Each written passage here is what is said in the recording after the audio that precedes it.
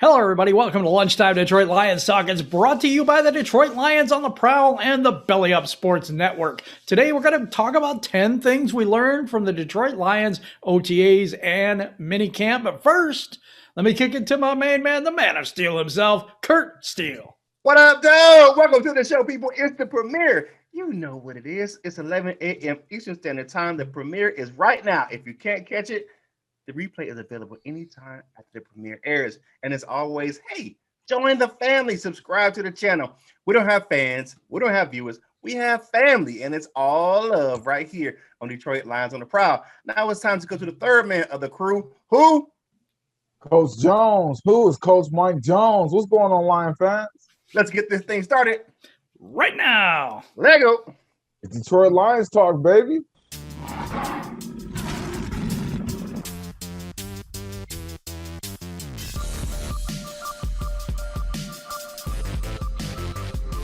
We're going to get up, and on the way up, we're going to bite a kneecap off. Yes, sir. We in the deep.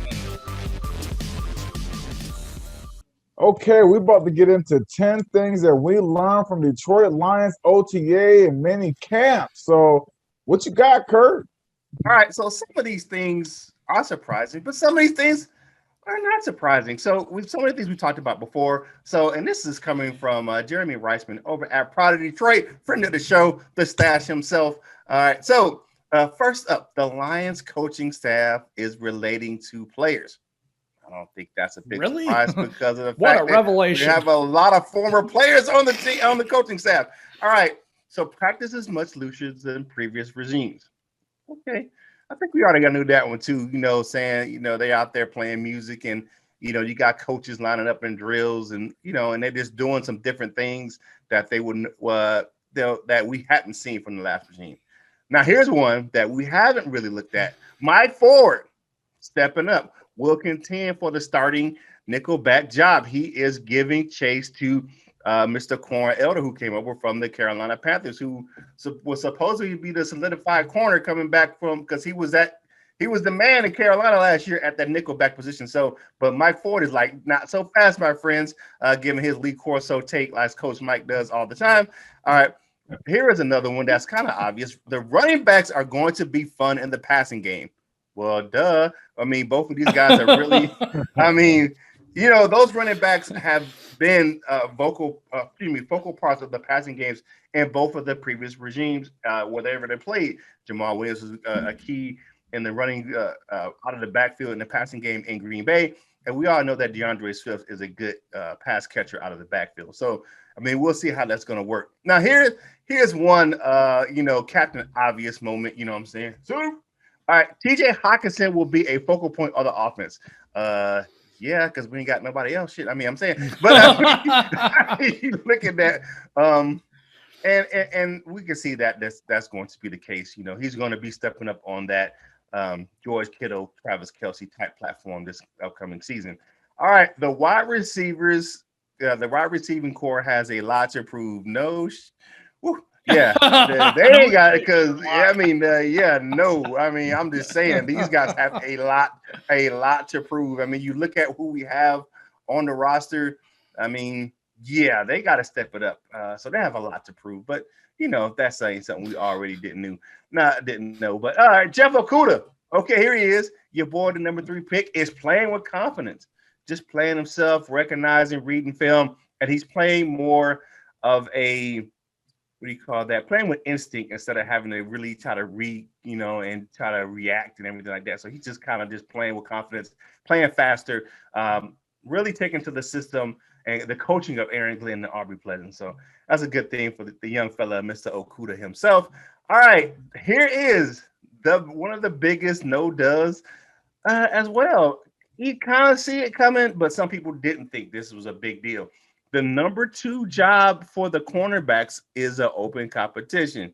People thought that the young fella Amari Aurier would be the solidified number 2 coming out of last season, but you have a lot of guys in the mix. Quentin Dunbar coming over this offseason, and then the big fella himself. I mean, looking like a safety playing on the outside, a D lineman, an outside linebacker. Iffy is out there playing, and that dude is going to be like Jim said, he can be a starter by the end of the season. All right. So the last two is, we kind of knew these things. Jared Goff's off to a decent start. He ain't blowing up the scene, but he's up and down. He has a good grasp of the offense. It's just like anybody else coming into a new system. They really building the system around what he does. So, he has new receivers, new personnel. So he's working his way into it, but he's doing okay. And the last one, now this is a kind of surprise. I know this we surprised Jim. Jelani Tavai will be given a real chance to fit in this defense. Number 10, Jelani Tavai is given a real chance. Now, I know Jim says I don't think there's a snowball chance in hell that he'll fit, but hey, he's given a chance. So what do you guys think about the 10 things? I'm going to tell you what I got on my takes on this stuff. That means we are really bad.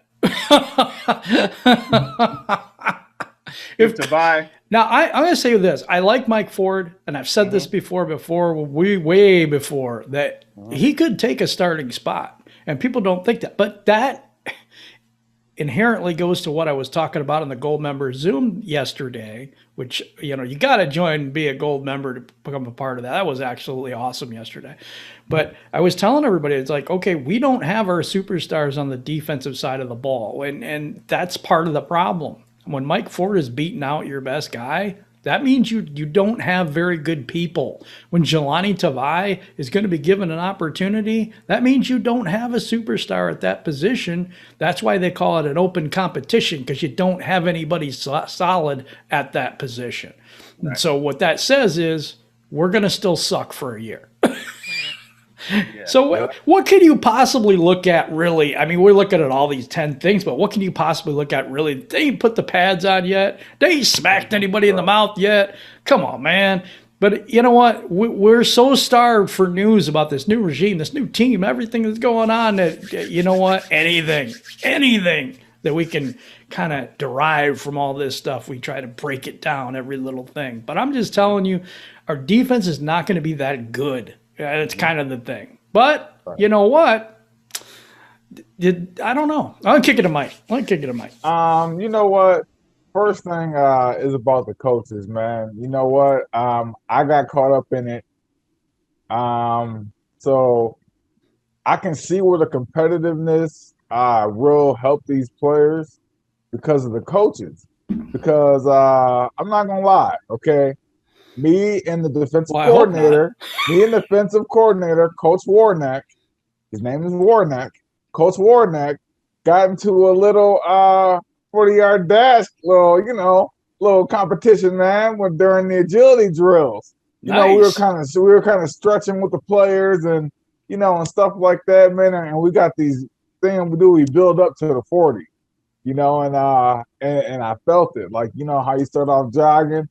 Then you look next to you, and you start jogging a little faster. and then before you know it, you're at about 25, and then you full sprint. Full sprint. Yeah. So, and just let you know, Coach Warnock, just in case you're watching, I pulled up a little bit at that 40, so you didn't look bad.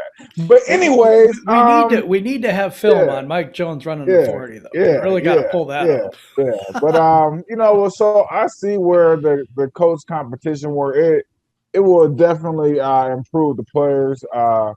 It'll improve how they play and the intensity in which they play. The second thing is the receivers. Geronimo Allison is the big mystery man. Because if Geronimo Allison can return to his form, which he should since he took a season off, right? He had an injury. He took a whole season off. He's coming back. He could be that second or third guy. He's that receiver that can play inside, outside. So you could have Terrell Williams, Monroe St. Brown, and Geronimo Allison be your top three guys. Which then, I mean, it's still not the greatest, but then it doesn't look that bad as at the starting receiver core. So, it all depends on where that guy is. So I'm going to be looking high, and I've been looking low for him. But, Mike, that's my take on those. So Speaking of defense, your news and rumor topic today kind of is right in your area of expertise. Take it away, Mike. yeah. So we have been rated by some sports writers as being a middle of the pack defense. And I can tell you for one thing, I'm not mad at that at all. At the defensive line, I'm not mad at that. When you look at our depth, we actually have depth at that D line, and there's actually going to be some people who get cut. That we don't think get cut. They're going to get cut because when you just start in the inside and look at the nose position, right? We're going to have Elaine McNeil. We're going to have Elaine McNeil at the nose. We're going to have Penasini at the nose, or we're going to have Nick Williams playing some nose. I don't know really his versatility to slide out to that 5-tech. So, then we have Kevin Strong who kind of plays in there. I think Kevin Strong is an odd man out. And then when you look, we have a lot of guys who can play that outside linebacker defensive end role, like Jim, Austin Bryant, the newly acquired Charles Harris, the Aquara brothers. We have a lot of guys, and somebody's going to get cut. Actually, I think about 2, maybe even 3 of those guys are going to get cut by the 53-man cut down. So that's going to be a competition in itself. So I'm not mad. I'm actually happy that we go from 32nd ranked to now they're saying, okay, their D line is going to be middle of the pack, and I'm happy with that. That's something that you can take and be proud of. Yeah, it is. And you know what? They got him, PFF's got him ranked 24th, but the Fantasy Network, they had him ranked 19th. So that's not too bad. It's better than 32nd, that's for sure. That was the whole defense as a whole. Now we're going to get into some Detroit Lions on the Prowl trivia. I want to see if you guys get this. I don't know if you guys Googled it or not or know what it is or anything. But how many current players do the Lions have under 30 years old?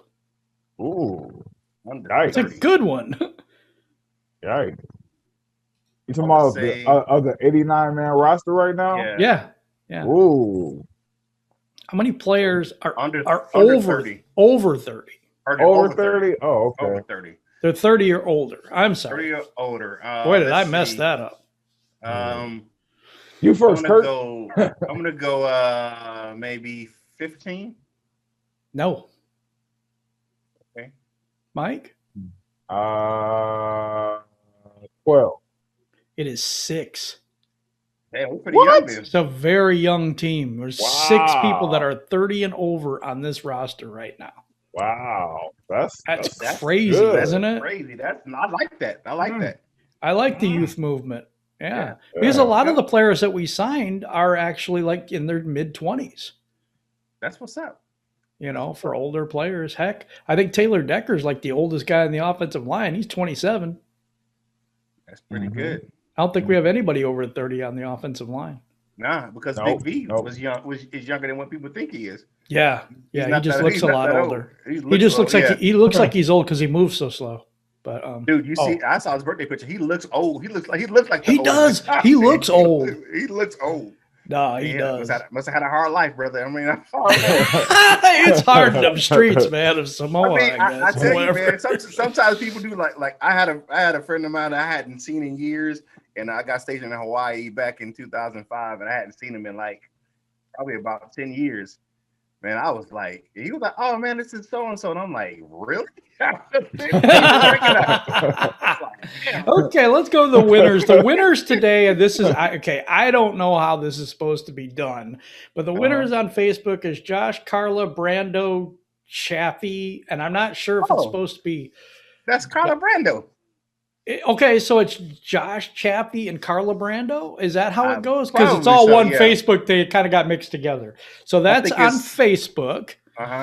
And then Jeff Miat or MyJat is the Twitter one.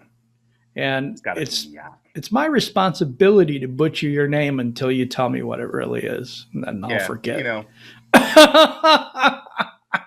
All right, congratulations to the winners today. Now we go to my topic, and it says, which opponent will be the toughest in 2021? And there's a lot of them. I mean, it's tough for me to pick one. Well, big list. It's a long list, but if I had to pick one, I think it's the Baltimore Ravens. I think it's the toughest matchup for us. I really do. The other one that I don't like the matchup in is the Cleveland Browns at Cleveland. So those two are my toughest. Especially also depends on, well, they're good teams. Also kind of depends on, because Seattle's not as good as they used to be, but going to Seattle is always tough, you know? Yeah, it is. Yeah, but I think that, and if Green Bay has Aaron Rodgers on Monday night with the 12th man and the black and white stripes, that could be a very tough game for us to win. You know, yeah, that's some tough sledding. All of those teams are definitely some tough opponents. Who do you have as the toughest? I mean, that's a difficult question. The toughest opponent, definitely. To be honest with you, you know who I want to say? Ooh. And this is going to be weird. Don't say the Bears. Nah. Don't say the Eagles. Don't say the Eagles. No. If we backslide, the toughest opponent will be the Detroit Lions themselves. Ooh, now that's a good take. Hot takes here from Curt. They get out of their own way. That's going to be the toughest. They're going to be one of the toughest opponents is how they play within themselves. That one in the mirror really gets you. Yeah, that one in the mirror. That's a tough matchup, man. And if you can't get out your own way to make sure that you're successful on your own, you can't win if you're fighting against yourself. Mike, who you got? Who do you think is the toughest matchup this year? Ravens. Yeah, Ravens. Yeah, because it's going to be a lot of people not getting out of bed on Monday morning. Yeah. Dude, it's gonna be tough. all my some in-laws tough are Baltimore too, fans too, because my wife's from Baltimore. My wife's from born and bred in Baltimore. I think that's the game we kind of get blown out. I hate to say it, but I think that's the game. That crap all year from my in-laws. Yeah, but you probably will this year. Yeah. But my uncle is gonna be talking trash when we go to Seattle. So Yep. Because he lives in Tacoma. So I don't know, man. And maybe it's too much Kool-Aid, but I don't see that as the hardest game. I just don't. Even though we're on the road, we're going to the Pacific Northwest, which is always not a good thing. The East-West trip is always terrible. Plus, we're going to Seattle with the 12th man, not the one in Green Bay, but the other one. I think that East-West trip. I like the East-West trip. I don't think it's because it gives them a little. You play like a 4:00 game. I don't mind that one. The trip West-East for some of those guys is bad because you're playing way in the morning. So you're playing a 1:00 game usually on the West Coast. If you're playing East Coast, going on the East Coast team, you're playing way earlier than what you would normally, be up. So I think that's going to give us the advantage in week one in the matchup versus. I believe that'll give us a week one. That's a 10 a.m. game for them. Yeah, that's early. That's early. No, that is rough. Really. Man. Plus, they had their whole team injured and had to cancel minicamp or whatever. They canceled everything, the whole offseason. They're like, man, we done. let's go and see what you had to say about yesterday's show. Get into these comment cards. Jim, you up first. All right, we got Stephen Ingram. It says another great watch. There's no doubting Howard's talent, but his attitude is suspect. I'd only give up draft capital and the right wide receiver. I'd only give up draft capital for a right wide receiver, which is a desperate need. I don't think wide receiver is a desperate need as safety. I think safety is our biggest need. Yeah, I think safety is a bigger hole. Yeah, but and wide receiver, you have two talented wide receivers, three, right? You got TJ Hawkinson, you got DeAndre Swift, and you got Jamal Williams. I mean, seriously, I'm Amon-Ra St. Brown. I think you got four really good wide receivers right there. Actually, you know what? And this is my hottest take, and this is my hottest take of the offseason. I think the passing game is going to be okay because it's going to be wide open. There's going to be a lot of targets for a lot of players, and they can spread the ball around. So you have enough people the ball to go around to that. It's going to be a decent passing game. Don't sleep on the passing game this year. Right, because if Goff has time, he can pick apart a defense if he has time. Yeah, I do believe that. Mm-hmm. All right, Curt, what you got next? Stop rubbing your hands together like that. You're going to start a fire. They're so dry. All right, Carla Brand says, I'm watching. And this is the person who won the trivia. So congratulations, Carla. She has some funny takes in the comments a lot of times. Does. So I watched Jeff Okuda at Ohio State University, the Suckeyes, and I believe he'll make a huge leap. Damn, I hope so, Carla. I hope so. You know what I'm saying? But hey, we appreciate you. Congratulations again on winning the trivia. Yeah, man. Suck eyes. That got to be. Note to Howard, talking about Xavier Howard yesterday. Lions are growing and building the team through the PhD program. Passion for the game. Ooh. Hungry and determined. I like that. I like that too. We need competitive players fighting for playing time and roster spots. Save cap, assets, and grow stars from within. Competition raises the dough. Yeah. Man, that is, man, I like that comment. I got no quarrels with that. Ed Chaney bringing the heat. He brought the heat today. Helmadun says we only have 15 players with more than 5 years experience. We were talking about that with the 30 and under thing. Mm-hmm. We have 60 players with 3 years or less of experience, 21 true rookies. Holy God.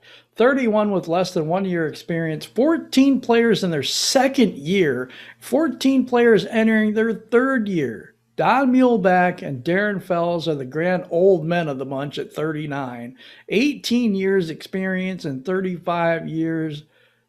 Whoa, what the hell?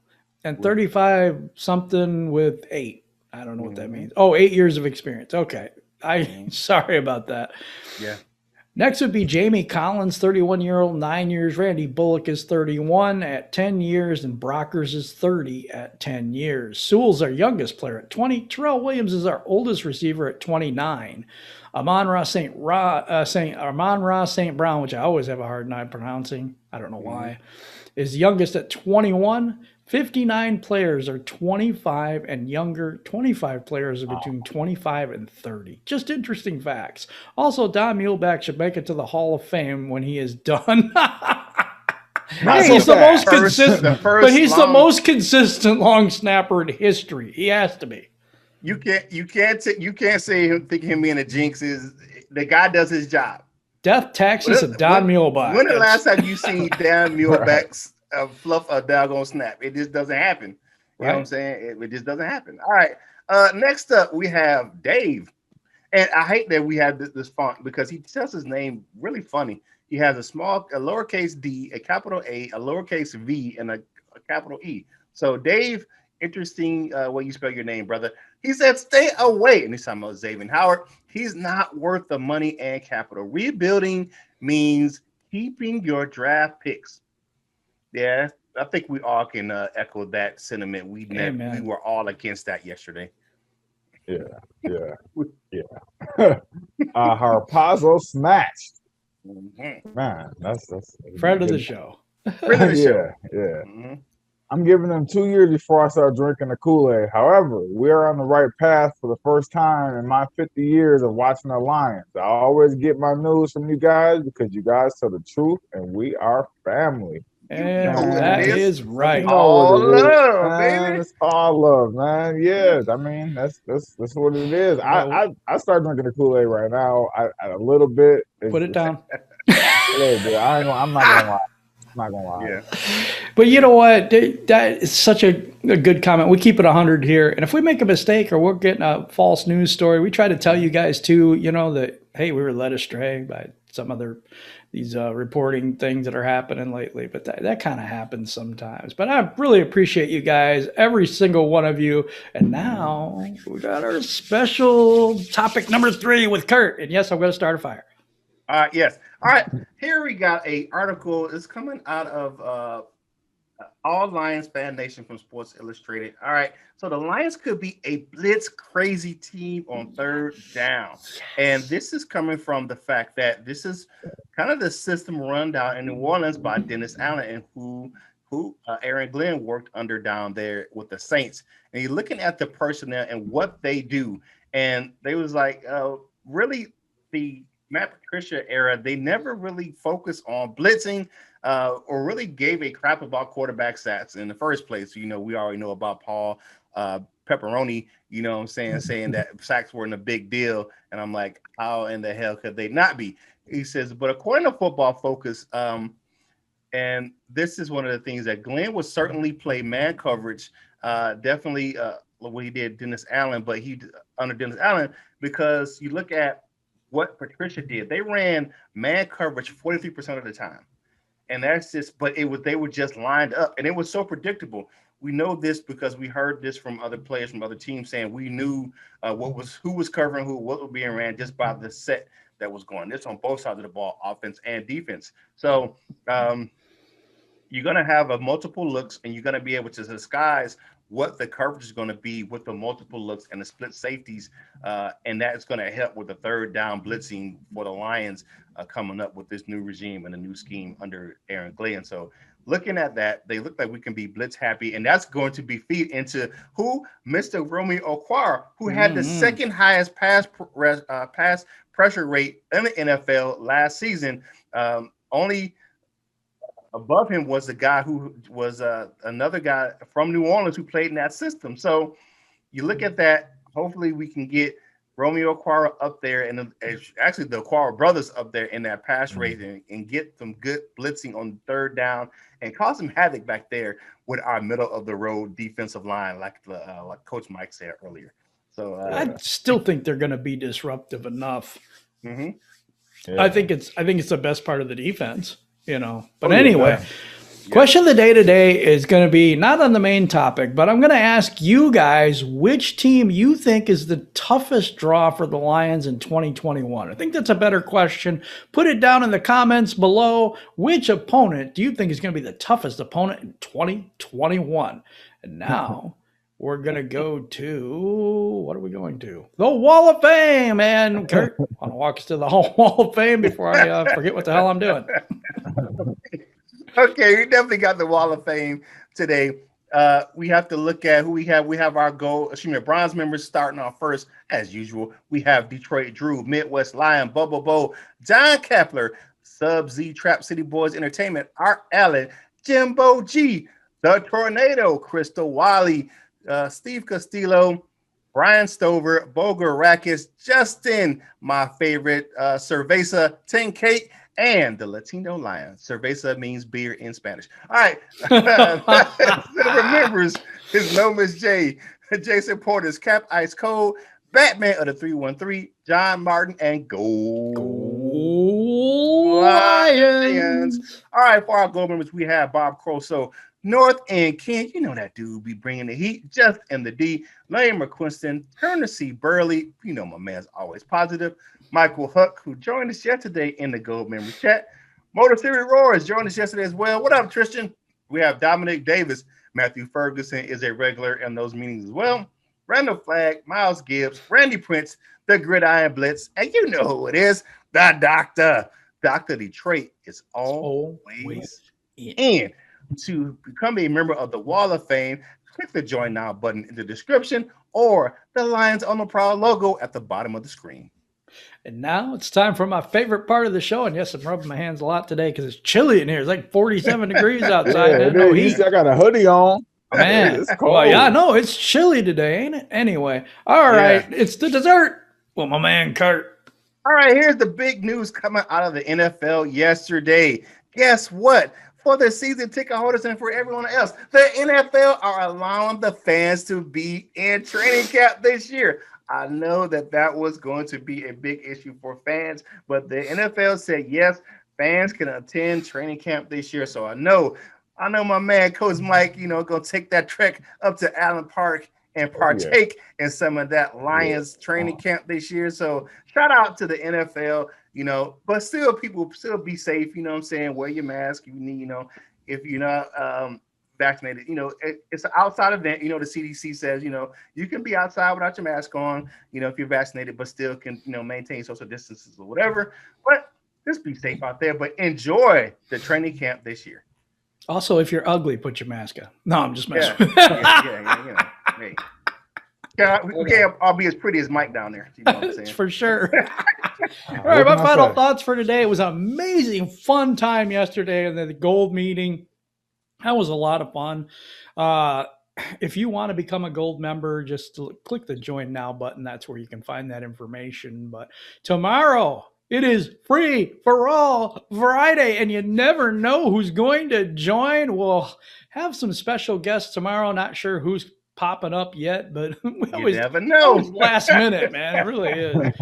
But Dennis, I really appreciate all the gold members, all the support that you guys give us, man. We're just fans just like you guys are, and we're just happy to be doing this. So really appreciate each and every one of you. And now for his final thoughts, here's Coach Jones. Right on. Listen here, Coach Warneck. I seen you stretching yesterday. Oh yeah, I seen you running hundreds. I seen you on the sideline out of my peripheral vision. So what you trying to do, man? Okay, you trying to get this 40-yard dash on. You trying to compete in agility drills. I see what you're doing. So you know what? I'm gonna step my game up a little bit, and I'm gonna see you out there on the field, brother. Warneck sounds like an evil Marvel character. Yeah, Coach Warneck. He's a former linebacker. He's a former linebacker. So Coach Warneck. The gauntlet has been thrown down by Coach Mike. The player coaches, man. The next player coaches, man. It get competitive out there. My final thoughts for today is that you know what tomorrow is. You know what I'm saying? If you haven't realized it already, it's Father's Day weekend. So tomorrow starts the Father's Day weekend, Father's Day Friday. So we're going to go ahead and wish the fathers a happy Father's Day ahead of time. You know what I'm saying? Go out, relax. You know what I'm saying, and enjoy your day. This is the one day a year that we get, you know what I'm saying, hands down to kind of chill, you know what I'm saying, sometimes, So, it is what it is. Enjoy yourself this weekend. Definitely Juneteenth is going to be this weekend as well. Go out there and celebrate that, But, as always, have fun, be with your family, be with your loved ones. We can't wait for Free for All Friday. It's going to be good. We're going to do our thing, and we're going to power it down for a little bit. Start next week. We're going to go down to those 3 shows a week, Monday, Wednesday, Friday. We're going to do it. And when we get back and we're going to be in full swing once training camp hits, and we get all those fans in there, we'll get Mike to give us some inside coverage coming from the training camp, you know what I'm saying? But as always, it's Thursday. It's almost over. The weekend is here because, Free for All Friday is coming up real soon. So, hey, stay tuned and check that out tomorrow. But we appreciate you guys hanging out with us, eating your lunch with us, and doing your thing right here with the family at Detroit Lions on the Prowl. And sip that soda, finish it up, finish that pop-up, clean off your desk, and get back to work. You know what I'm saying? So, as always, be a part of the family. Join the family. Subscribe if you haven't done so already, because we don't have fans. We don't have viewers. We have family, and it's all love right here on Detroit Lions on the Prowl. And if you get some Lions gear, like I got the new Empire Detroit Lions t-shirt because I rock with the Star Wars, baby. Hey, Darth Vader was the man. You know what I'm saying? Hey, not in the Schwartz anymore. Yeah, he could choke a brother on another ship. So you can go over to fanatics.com where I bought it at and get you some Lions gear. The link is in the description below. I use that link often. I just contribute to the show myself. And go over there, get yourself some Lions gear. You're going to get it anyway. So why not go over to fanatics.com and get yourself some Lions gear and help us grow the content on this channel. And you can watch us over on bellyupsports.com. Man, it was some awesome NBA playoff games last night. And full coverage is over there on bellyupsports.com. What a comeback win for the Atlanta Hawks last night. Man, that was a big game last night. And, of course, you know what it is, man. Whatever you do, enjoy your family. Be with your loved ones, and whatever you do in life, you got to boss up, ball out, and be the best version of you that you can be. For my fellas, Mike and Jim, this is Curt Steele, and we will holler at you real soon.